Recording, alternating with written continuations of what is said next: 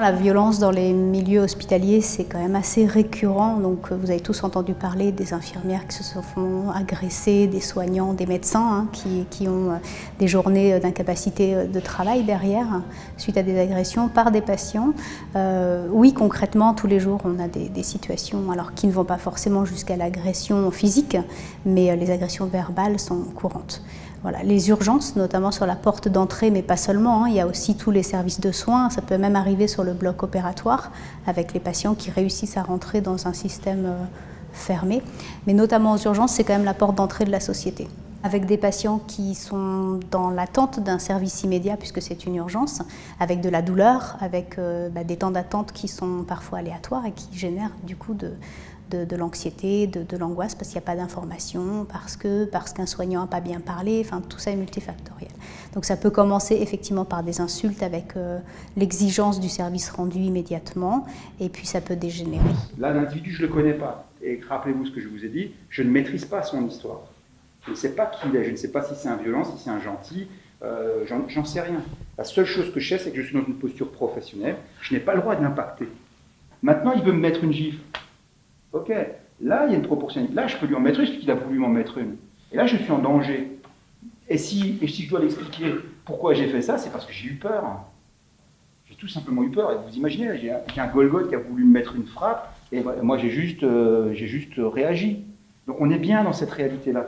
Là, on est dans l'acceptation de la situation, on est dans une position de protection, je peux faire un cover, okay, je peux faire un cover, je peux faire une défense, je peux faire une défense, et je peux faire une défense. Mais ce n'est pas l'objet du sujet. Le sujet, c'est un patient qui est peut-être, je n'ai pas encore fait son diagnostic, je ne suis pas médecin, mais je n'ai pas encore fait son évaluation. Mais ce que j'évalue, c'est que ça, ce n'est pas normal. À partir du moment où ce n'est pas normal, ok, monsieur, je suis Olivier, je suis infirmier, je suis là pour m'occuper de vous. Habituellement, je n'ai pas pour habitude d'être saisi ou d'être saisi par la main. Est-ce que c'est votre habitude pour entrer en contact avec moi? Je comprends. Alors, ce que je vous propose, on va aller dans un box. D'accord? Ouais, je veux bien. Ok, allons dans un box. Okay, Olivier de Coster, je suis infirmier et infirmier anesthésiste et directeur adjoint d'une clinique. Et depuis un certain nombre d'années, je réfléchis sur comment aborder les gestions de crise et les gestions de conflits et surtout les gestions de l'agression et des agressions sur les personnels médico-sociaux et infirmiers et médecins et aides-soignants. Je suis instructeur de close combat militaire depuis un certain nombre d'années. Je suis ceinture noire 3e dan de judo jiu-jitsu. J'ai goûté à plusieurs types d'arts martiaux, l'Apkido Jin Jong Kwan tout particulièrement, et bien évidemment le Krav Maga. Je suis ceinture noire 4e dan Fédération Suisse de Krav Maga. Et puis dans un deuxième temps, je suis ceinture noire 2e dan FFKDA et j'ai un certificat de qualification professionnelle de professeur d'arts martiaux. L'hypoglycémie, on a un ami, Nathalie et moi, qui s'appelle Laurent. Quand il y a 0,15 de glycémie, même sa femme n'arrive pas à le tenir. Même sa femme. Et elle a peur de prendre des coups. Et le pire, c'est que quand il est violent, il ne s'en souvient pas. D'accord? Et après, il s'en veut à vie. Mais en même temps, c'est la réalité. Donc, qu'est-ce qu'on doit faire dans ces conditions-là? On doit juste être dans une acceptation de l'instant. Okay, c'est ce que je vous disais. On doit être juste dans une protection. Okay, ce qui me permet éventuellement, effectivement, au moment où il a mis son premier impact, son deuxième impact, patient ou pas patient, il faut que je me sorte de cette situation létale.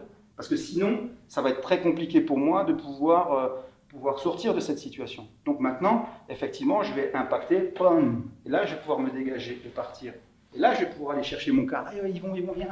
Il y a un patient qui est complètement fou, appelle la sécurité. Évoluant dans un contexte hospitalier, divers collègues sont venus me demander si effectivement il était possible de réfléchir à des actions à entreprendre par rapport à cette problématique de l'agressivité et de l'agression sur les personnels. Et on sait tous aujourd'hui, depuis le dernier rapport de l'Office national contre les violences faites en milieu social, on sait que cette problématique aujourd'hui est un vrai problème pour tous les personnels de santé. Donc, je le répète, c'est pas facile, c'est un mécanisme d'apprentissage, effectivement, de se mettre dans une position d'attente. Là, je suis dans une position d'attente. Si je fais ça, lui, comme je ne le connais pas, je ne sais pas ce qu'il va faire derrière. Est-ce qu'il va s'écarter de moi? Alors maintenant, ça peut tomber très bien. Je fais ça et il s'écarte de moi. Très bien. Monsieur, vous restez à distance, je comprends très bien. Mais vous savez, là, il ne fallait pas me saisir. La façon dont il va recevoir mon message n'est peut-être pas le bon, hein, parce qu'il va me dire comment ça il fallait pas. T'es qui toi pour me dire ce qu'il faut faire? Je ne veux pas m'engager sur ce terrain de la communication. Je ne veux pas. Moi, je veux juste en train de lui dire, écoutez, monsieur, moi, dans mon rôle de soignant, il fallait que je me dégage parce que je me sentais en danger, monsieur. Cette formation, effectivement, par rapport à l'approche martiale, est complémentaire, mais en fait, elle ne va pas dans le même sens. C'est-à-dire qu'effectivement, quand on est sur un tatami ou quand on est en situation d'agression dans la rue, on ne répond pas aux mêmes besoins.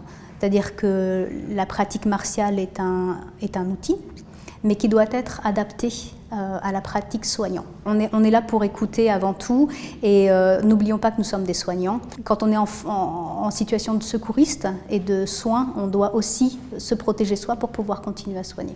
Ça, c'est la bonne solution.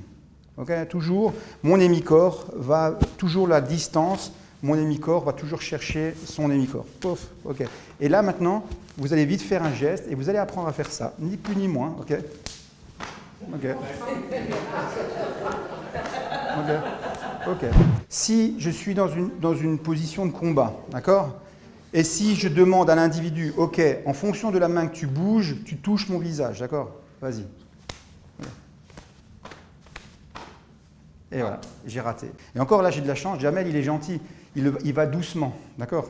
Maintenant, vas-y.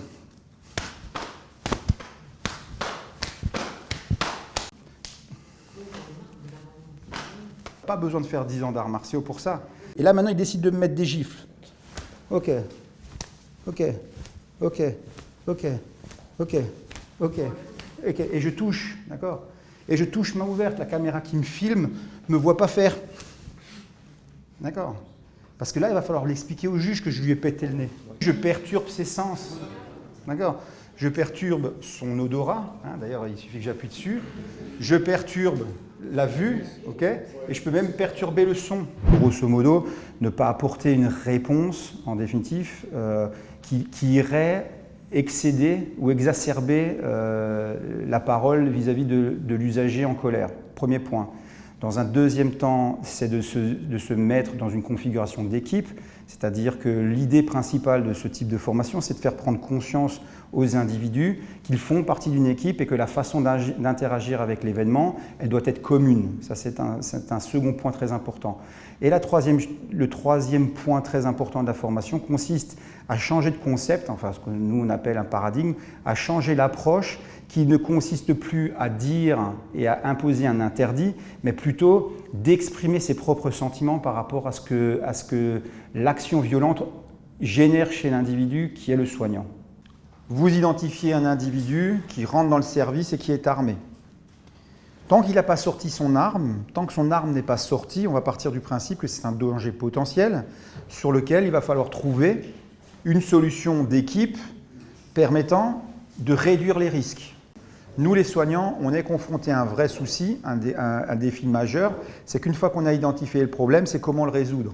À partir du moment où l'individu a décidé de sortir son arme pour être menaçant, il est déjà trop tard. Si je devais donner un conseil à un usager ou un citoyen ou un soignant confronté à une violence physique, c'est d'essayer de trouver un échappatoire, la meilleure solution étant l'évitement et bien évidemment la fuite.